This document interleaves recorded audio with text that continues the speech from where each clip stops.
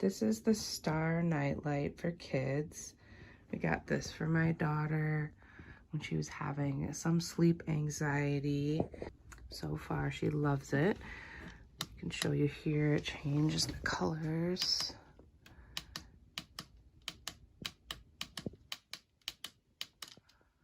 And this button over here turns the spin on or off. This is kind of like a flimsier plastic, so if your kid can reach it, you probably want to keep it out of arm's reach.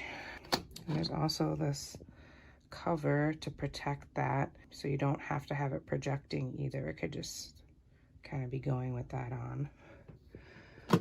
We usually keep ours plugged in, but you can also use a battery to operate as well. So yeah, we really love it. Here, I'll show you the lights off.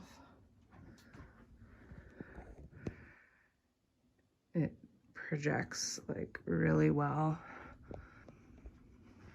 Yeah, we hope that helps when making your decision.